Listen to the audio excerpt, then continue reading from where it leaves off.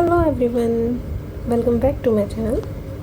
सो chapter 5 पूरा complete हो चुका है। मैंने अपलोड भी कर दिया है, जाकर आप क्लास ले सकते हो, देख सकते हो, वीडियो रिकॉर्डिंग देख सकते हो स्पीड थोड़ी बढ़ाकर, ताकि जल्दी चैप्टर आपको समझ आ जाए।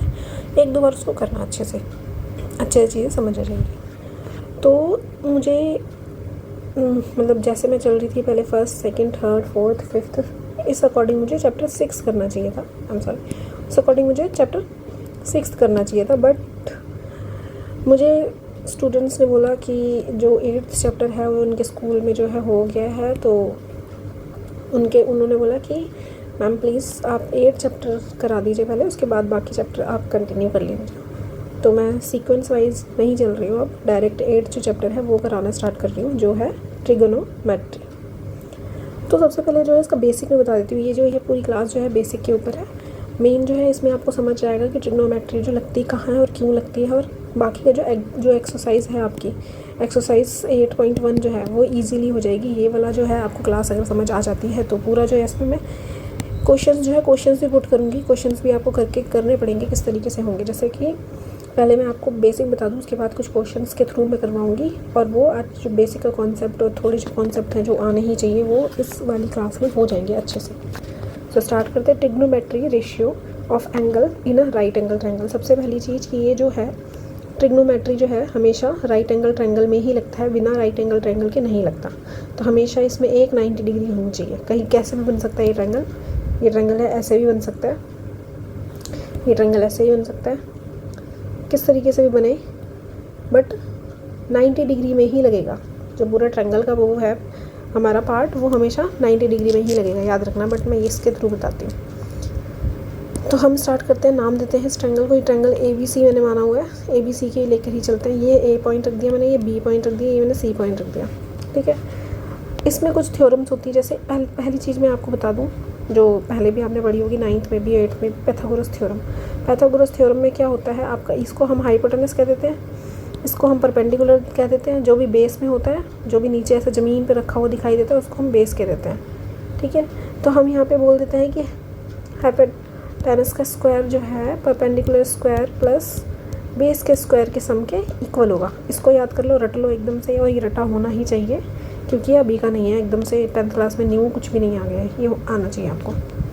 अब नेक्स्ट चीज़ जो आपको सीखनी है वो ये है कि साइन थीटा क्या होता है। थीटा क्या एग्जैक्टली, थीटा जो है एंगल है।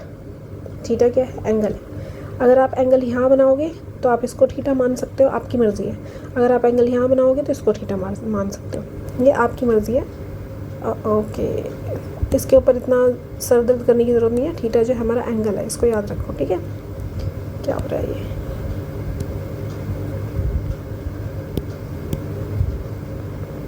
थीटा क्या हमारा एंगल है, इसको याद रखना कि ये जो थीटा है वो आप जहाँ पे भी बनाओगे अपना एंगल वहाँ बन जाएगा। लेकिन एक चीज़ ये भी याद रहनी चाहिए कि 90 डिग्री पे नहीं बनेगा कभी। ये जो बचे हुए दो एंगल है इन पे बन सकता है थीटा। थीटा क्या है, एंगल है, ये ऐसे मार्क कर लो, ठीक है। अब नेक्स्ट चीज़ साइन थीटा क्या होता है, फिर कॉस थीटा क्या है। पहले 3 टर्म्स समझाऊंगी। टेन थीटा क्या है, कॉस थीटा क्या होता है और कैसे निकलेगा। पहले तो हमें कोई भी एक पॉइंट समझना है, कोई भी एक एंगल हमें ले लेना है। ये एंगल ले लूँ मैं, चाहे तो ये एंगल ले लूँ मैं, कोई भी एंगल ले लूँ, इसको ले लेती हूँ और इसको मैं थीटा मान लेती हूँ कि ये जो है इसको लेकर अभी चलती हूँ। इसको लेकर चलना इसलिए ईजी है क्योंकि इसको समझना आसान है। साइन थीटा निकालते कैसे हैं, इसको निकालने का तरीका होता है, मैं इसमें वो पंडित बद्रीनाथ वाला जो है वो नहीं करवाऊँगी। वो एक्चुअल में क्या क्यों नहीं करवाती मैं, वो एक रटने वाला तरीका हो जाता है, वो आपको लर्न है तो आप जल्दी जल्दी कर लोगे। लेकिन अगर गलती से जो एंगल है यहाँ की जगह, गलती से अगर ये जो एंगल है यहाँ रख लिया क्वेश्चन में, या फिर डायग्राम जो है इस तरीके से घूम गया, तो मुझे नहीं पता सबका, बट हाँ मैं जब थी छोटी तो मेरे को कन्फ्यूजन ये इस तरीके से रटने वाले तरीके से होती थी। मैंने जैसे किया है और जैसे मैं आगे बच्चों को समझाती हूँ वो यही तरीका है कि कॉन्सेप्ट अच्छे से समझा दो। साइन थीटा कैसे निकालती है, इससे ऐसे याद करो कि जो थीटा है जहाँ पे भी आप थीटा मानोगे उसका अपोजिट साइड, उसकी अपोजिट साइड और उसका हाइपोटेनस, एक सेकेंड,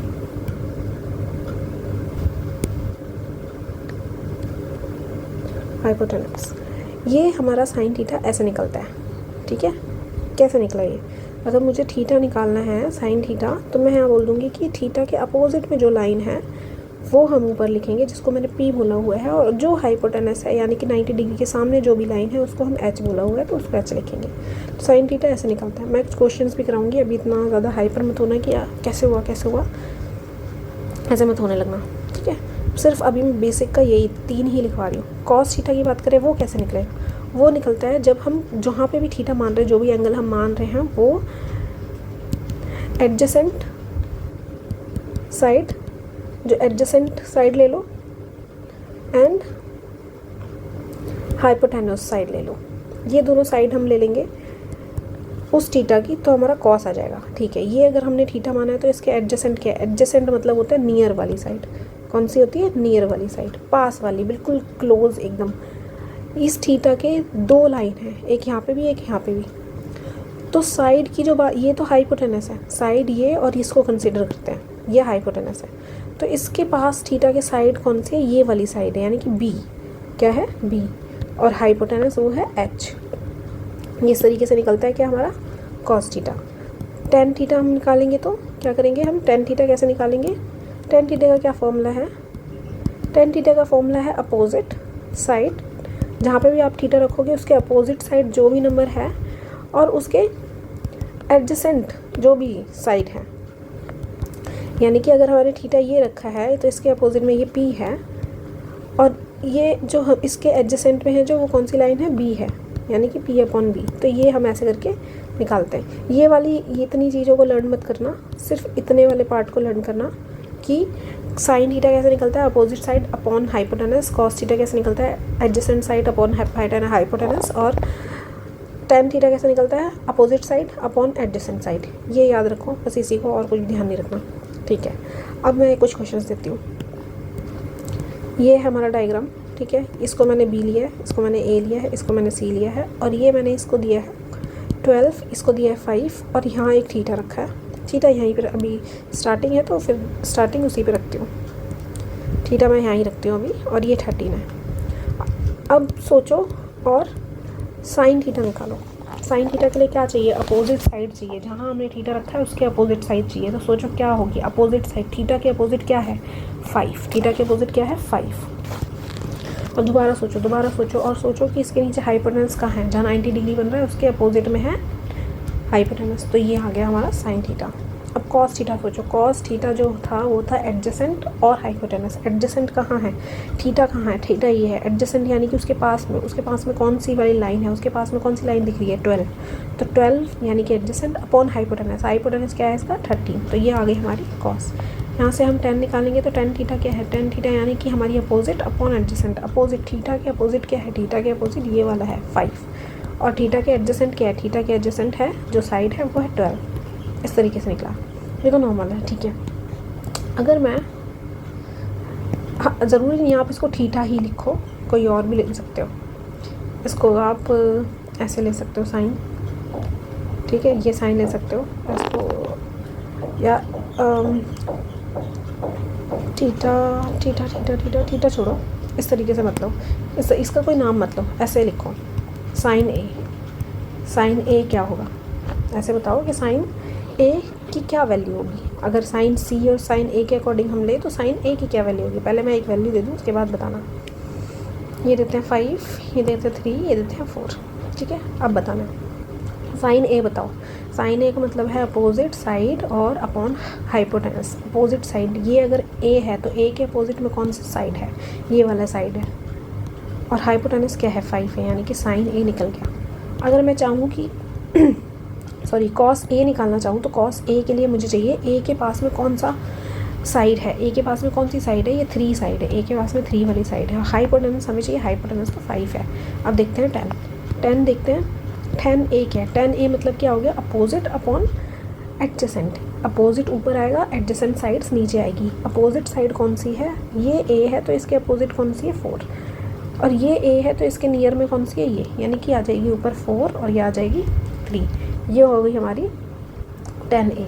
लेकिन अगर मैं उधर ना रखे, बोलूँ कि यहाँ जो है इसके अकॉर्डिंग निकालो, सी के एंगल के अकॉर्डिंग सारे जो साइन कॉस है वो निकालो। तो डायरेक्ट अगर साइन सी मांगा है तो हम निकाल सकते हैं साइन सी, यानी कि साइन सी यानी कि अपोजिट साइड अपॉन हाइपोटेनस। सी के सामने अपोजिट में क्या है 3, हाइपोटेनस क्या है 5, तो ये आ गई। अगर बोला है कि कॉस सी फाइंड करके दिखाओ, कॉस सी क्या है, कॉस सी का मतलब है एडजेसेंट साइड होनी चाहिए बिल्कुल पास में सी एंगल के, और हाइपोटेनस। एडजेसेंट साइड क्या है सी वाले के, ये 4 क्या है 4, और हाइपोटेनस क्या है 5, तो ये आ गया पॉइंट। अगर मैं चाहूँ तो टेन थीटा निकालना, टेन सी, थीटा नहीं ले रही हूँ मैं, सी ले रही हूँ। तो सी क्या है हमारा, क्या होता है ये टेन, जो टेन थीटा की होती है वो होती है हमारी अपोजिट साइड्स अपॉन एडजेसेंट, यानी कि कोई भी एंगल हम ले रहे हैं तो उसके अपोजिट में साइड जो है और उसके एडजेसेंट में उसको लेंगे। ये एंगल के अपोजिट में क्या है 3 और इसके एडजेसेंट में क्या है 4, तो ये हमारा हो गया जो एंगल सी के अकॉर्डिंग। ये सारे के सारे जो ट्रिग्नोमेट्रिक एल्गोरिथम है वो हमारी इजीली आ गई है, सारे रेंज हमारे आ गए हैं। ठीक है, हमने एंगल सारे फाइंड कर दिए, जो भी ट्रिग्नोमेट्रिक रेशियोज़ हैं वो हमने निकाल लिए। लेकिन अभी हमने सिर्फ 3 ही रेशियो, 6 रेशियोज़ है और हमने सिर्फ 3 सीखी है। एक सीखी हमने साइन थीटा, एक सीखी हमने कॉस थीटा, एक सीखी हमने टेन थीटा। अभी जो है मैं तीनों और बताने के बाद फिर मैं एक और क्वेश्चन जो है दोबारा क्वेश्चन करवाऊँगी। ठीक है, इस एक बार हमने इस तरीके से किया, एक बार हमने इस तरीके से किया। आप देखो नेक्स्ट पे चलते हैं। अब हम देखते हैं, मैंने साइन सिखा दिया आपको, साइन थीटा बोलो तो वो सिखा दिया है, कॉस थीटा जो है वो सिखा दिया है, और टेन थीटा जो है वो सिखा दिया। रिकॉल करो, इसको क्या होता है अपोजिट साइड अपॉन हाइपोटेनस, इसको क्या होता है adjacent side upon hypotenuse. Tan theta क्या होता है opposite side upon adjacent. Sine theta क्या होता है opposite side upon hypotenuse. Cos theta adjacent side upon hypotenuse. Tan theta opposite side upon adjacent. याद रखो इसको। अब 3 और वो है हमारे रेशियोज़, वो क्या क्या है। सबसे पहले हम देखते हैं कॉसेक थीटा। हमेशा याद रखना कोई भी एंगल है उसको नाम दिया है। कॉसेक सीखेंगे, फिर हम सीखेंगे यहाँ पे सेक सीखेंगे, सेक थीटा क्या है, और फिर सीखेंगे हम कॉट थीटा क्या है। पहली चीज़, ये जो कॉसेक थीटा जो है ये 1/sin है, यानी कि साइन को हम अगर उल्टा कर देंगे तो हमारा जो वैल्यू है कॉस की वो आ जाएगी, कॉसेक की वो आ जाएगी। अगर हम 1/cos यानी कि कॉस को जब रेसिप्रोकल कर देंगे तो हमारी सेक की वैल्यू आ जाएगी। अब जब हम टेन को रेसिप्रोकल कर देंगे तो हमारी कॉट की वैल्यू हो जाएगी। ये एक नॉर्मल टर्म है। मैंने हमेशा जब भी पढ़ाया मैंने यही बताया कि मैथ्स को करने के डिफरेंट तरीके हैं। तो इस कॉसेक को निकालने का एक और तरीका है, क्या सोचो। एक और तरीका क्या है, वो ये तरीका है कि डायरेक्ट फॉर्मूला लगा सकते हैं। क्या इसका डायरेक्ट फॉर्मूला है हाइपोटेनस अपॉन अपोजिट साइड। इसका फॉर्मूला क्या है hypotenuse upon opposite side. Cosec, अब हम सेक का फॉर्मूला लिखेंगे तो पहले फॉर्मूला लिख दीजिए, उसके बाद एक और चीज़ समझाती हूँ। सेक का फॉर्मूला क्या है, सेक का फॉर्मूला है हाइपोटेनस अपॉन एडजेसेंट साइड। क्या है एडजेसेंट साइड्स है। और कॉट का फॉर्मूला क्या है adjacent side upon opposite side. ये है, ठीक है। अब एक चीज़ मैं बताती हूँ, ये है फॉर्मूला डायरेक्ट। हम कॉस को निकालना चाहते हैं तो हम ये निकाल सकते हैं इस तरीके से। ये जो है कॉसेक को, सेक को, कॉट को जो अगर हम निकालना चाहते हैं, आप अब थोड़ा सोचो, दोबारा सोचो। साइन थीटा क्या था, साइन थीटा क्या था, सोचो बताओ। अपोजिट साइड अपॉन हाइपोटेनस था। क्या था अपॉन हाइपोटेनस था। तो अगर मैंने इसको रेसिप्रोकल कर दिया, इसको अगर मैंने इसको उल्टा कर दिया तो ये जो वैल्यू ये भी ऊपर हो जाएंगी, यानी कि hypo upon hypotenuse upon opposite side आ जाएगी ना। तो यही तो फॉर्मूला लिखा है मैंने, hypotenuse upon opposite side.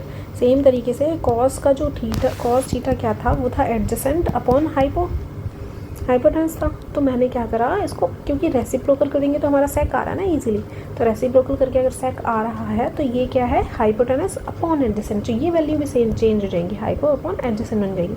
Same tan theta क्या था याद करो, अपोजिट साइड सही, फिर अपॉन एडजेसेंट साइड सही है। तो यही थी वैल्यू। तो कॉट क्या जाएगी, इसकी उल्टी हो जाएगी, एडजेसेंट ऊपर और अपोजिट नीचे। ये वाली चीज़ थी जो मैं बोल रही थी कि मेरे को बतानी है। अब एक बात बताओ, अब दो तरीके नहीं हो गए? अगर हमें फाइंड करने के लिए बोली है रेशियो सारी फाइंड करो कितनी है, तो ये दो तरीके हो गए। तो दोनों तरीके से हम निकाल सकते हैं, ऐसा नहीं है। मैंने हमेशा जब भी मैथ्स कराई है तो मैंने हमेशा यही बोला है कि दो तरीके होते हैं, 50 तरीके होते हैं, किसी भी तरीके से आप कर सकते हो। सॉरी, आई डोंट नो कैसे बैक हो गया। और ओके, ये स्ट्रॉक इसको बढ़ाती हूँ। तो मैंने बताया हुआ है कि मैथ्स के करने के कभी भी एक तरीका नहीं होता। आप सोचो कि आप इस तरीके से कर लो, आप सोचो कि आप एक ही वे से करो और एक ही वे से ज़्यादा सही है, ऐसा कुछ नहीं होता। आप डिफरेंट तरीके से कर सकते हो और अलग अलग तरीके से भी आप कर सकते हो। तो चलो देखते हैं, बहुत तरीके होते हैं अलग अलग। तो हम देखते हैं कैसे करना है आगे क्वेश्चंस। अगर मैं अभी इसकी 6 रेशियो है, 6 की 6 रेशियो हम कैसे निकाल सकते हैं? ये मैंने ये बनाया पॉइंट, ये बनाया मैंने, एक मैंने लिया, ठीक है, मैंने लिया है 13,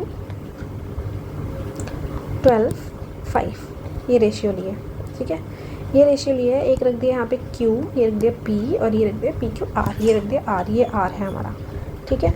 अब एक बात बताओ, अगर मैं बोलूँ कि सारी जो ट्रिग्नोमेट्री रेशियो जो है वो निकालनी है आपको, तो निकाल सकते हो। मैं बोलूँगी कि आप ये आपको थीटा मैंने दे दिया, यहाँ से तो इजीली आ जाना चाहिए। तो साइन थीटा बताओ, कॉस थीटा बताओ, ऐसे नहीं देंगे साइन थीटा कॉस थीटा, ऐसे बोलेंगे ऑल ट्रिग्नोमेट्रिक रेशियो जो है आपको निकालनी है, ऐसे बोलते हैं। ऐसे नहीं बोलते हैं कि साइन थीटा बताओ कॉस थीटा बताओ, बोलते हैं सारी ट्रिग्नोमेट्रिक रेशियो जो है आपको फाइंड आउट करनी है। तो sine theta cos theta, angle ये बता देते हैं कि P के एंगल के अकॉर्डिंग करनी है या Q के एंगल के अकॉर्डिंग, ये चीज़ ये क्वेश्चन में बता दिया जाता है। मैंने बताया कि R जो है ये एंगल के अकॉर्डिंग करना है और ये थीटा मानना है आपको। क्या मानना है? थीटा। तो अब ये हमने स्टार्ट करते हैं। साइन थीटा क्या होता है? Opposite upon adjacent. अपोजिट क्या है इसके? 12, एडजेसेंट और अपोजिट अपॉन हाइपोटेनस। अपोजिट क्या है इसके? 12 और हाइपोटेनस क्या है इसके? 13। सही। Cos theta, cos theta find करो, एडजेसेंट अपॉन हाइपोटेनस। एडजेसेंट क्या है इस वाले के?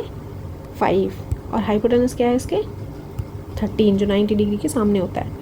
सेम तरीके से टेन थीटा हम निकालेंगे। टेन थीटा याद करो क्या होता है? Opposite upon adjacent. Opposite upon, ये ना, ये जो मैंने लिख दिया ना, ये कॉपी में लिख लो। और जब मैं क्वेश्चन पूछ रही हूँ तो कॉपी में से देख के ही बताओ, बिना देखे नहीं करना।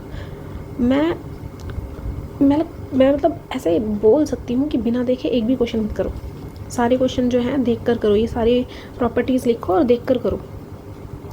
अभी जो आगे जो पॉइंट्स याद करने के लिए होंगे, एंगल्स की वैल्यू, वो मैं बताऊंगी कि उसको नहीं करना है देखकर सारे, लेकिन इनको तो देख कर करो। अपने आप चीज़ें ये याद हो जाएंगी, ऐसे याद रटने में तो बैठ जाओ। एक बार लिख लो, जब मैंने लिखवाया तब लिख लो। अब जो क्वेश्चन मैं पूछ रही हूँ देख के बताओ, अपने आप बाद में याद हो जाती हैं इतने बार करवाने के बाद। टेन थीटा बताओ क्या है? Opposite upon adjacent. इस वाले एंगल के अपोजिट में कौन सा नंबर है, कौन सी साइड है? 12। और इसके एडजेसेंट में क्या है? ये 5। तो ये आ गई हमारी, ये तो 3 तो आ गई, ठीक है, इजीली। लेकिन हमें क्या चाहिए? कॉसेक भी चाहिए, हमें क्या चाहिए? सेक भी चाहिए, हमें क्या चाहिए? कॉट भी चाहिए, ठीक है। अगर हमारी ये वैल्यू निकल आई है तो ये निकालना मुश्किल है? नहीं, ये तो इसका रेसिप्रोकल ही तो है। अगर ये 12/13 है तो ये क्या हो गया? 13/12। कितनी होगी? 13/12। अगर ये वाली वैल्यू 5/3 है, कॉस क्या है हमारा? 5/3, तो ये क्या होगी? 13/5। अगर हमारा tan जो है 12/5 है तो ये हो गया 5/12।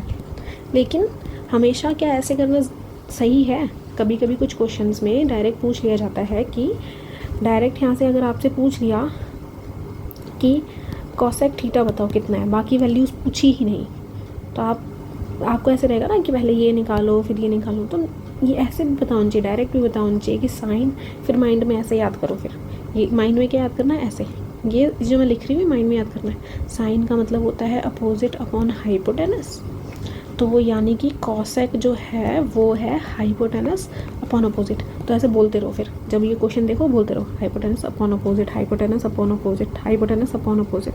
अब ये यहाँ पे आप देखो, एंगल के हाइपोटेनस में कौन सा? 13 अपॉन अपोजिट, यानी कि ये रहा, ये आ गया आंसर। यहाँ से कन्वर्ट करके भी निकाल सकते हैं, ऐसे रेसिप्रोकल करके। आंसर गलत नहीं है, देखो सही है। फॉर्मूले से भी कर सकते हैं, वो भी सही है। कैसे भी समझ में आ रहा है वैसे करो, बिल्कुल ऐसे रटने मत बैठ जाओ कि ऐसे ही करना पड़ेगा, सेम ही वे लगाना पड़ेगा। जो तरीका आ रहा है जैसा आ रहा है। हर बार मैं ये बोलती हूँ जो तरीका आपको आ रहा है वैसे करो। तो ये थी रेशियोज़, इस तरीके से हमें निकालना था। और मुझे ऐसा नहीं लगता कि बहुत टफ हो सकता है, टफ लगी हो शुरू में, पर है नहीं ऐसा, ठीक है। तो क्वेश्चन देती हूँ मैं। 41 है ये हमारा हाइपोटेनस, A B C, ये 9 है और ये 40 है, ठीक है। हमें अब बताना है आपको सारी ट्रिग्नोमेट्री रेशियो जो है, ऑल रेशियोज़ आपको फाइंड करनी है और कमेंट में आंसर्स बताने हैं। सारी रेशियोज़ फाइंड करनी है। पैथागोरस थ्योरम अच्छे से आता है ना? ऐसा तो नहीं है ना कि पैथागोरस थ्योरम नहीं आती है। मैं ये तो होमवर्क है ही, ये एज अ होमवर्क दिया है, इसको करना पक्का पक्का। बट एक चीज़ मैं और बता दूँ, जैसे अगर ना क्वेश्चन में इस तरीके से वैल्यू दी है, ये वैल्यू दी है, ये वैल्यू दी है, बट ये वाली वैल्यू नहीं दी है, तो किस तरीके से निकालनी है मैं वो भी बता देती हूँ। याद रखना है Pythagoras theorem, hypotenuse is equal to perpendicular का स्क्वायर प्लस बेस का स्क्वायर, यानी कि जो हाइपोटेनस है उसका स्क्वायर अगर जो होगा, बाकी की जो दो साइड्स हैं उनके सम के स्क्वायर के इक्वल होगा। इसको मैं एक्स मान लूँ तो ये मान लूँ मैं एक्स का स्क्वायर है, और ये बी अगर मैं एक्स ना भी मानूँ, इसको भेटा दूँ, एक्स नहीं मानते, ठीक है, ए बी ही मानते हैं। परपेंडिकुलर है हमारी ए बी लाइन, इसका स्क्वायर करेंगे बी यानी कि 40 का स्क्वायर, है ना। तो ये हो जाएगा हमारा 1681, ये ए बी का स्क्वायर और ये 16 का स्क्वायर। आप करना, आपको पता चलेगा यही आंसर, कि मतलब मल्टीप्लाई करके यही आ रहा है। हमें देखने मिल रहा है कि इस तरीके से निकालनी है, क्योंकि काफ़ी बार वैल्यूज़ जो हो जाती है ना वो ऐसे आ जाती है। अभी जो यहाँ पे ये जो स्क्वायर है ना, ये जब इस साइड आ जाता है रूट बन जाता है। काफ़ी बच्चों को नहीं पता होगा, काफ़ी बच्चों को पता होगा। तो जब, और रूट से कैसे निकलता है, रूट से मैंने आगे सिखाया हुआ है कैसे निकलता है। रूट से जो है पेयर्स निकलते हैं। क्या निकलते हैं? पेयर्स। तो ये 9 × 9 करके एक पेयर बनेगा, तो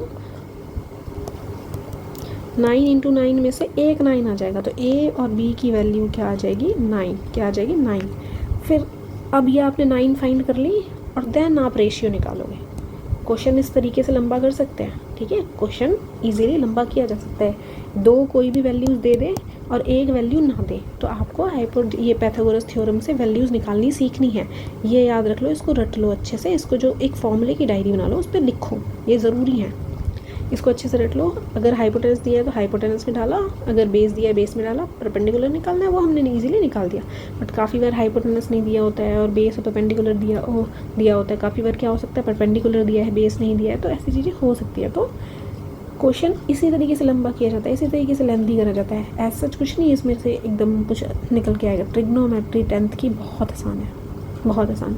लेंथी करने के सिर्फ ये 2-3 तरीके हैं। एक ये क्वेश्चन में ये एक राइट एंगल बोल दिया, उसमें 2 साइड्स दे दी और एक नहीं दी, तो वो एक निकालनी है आपको, फर्स्ट चीज़।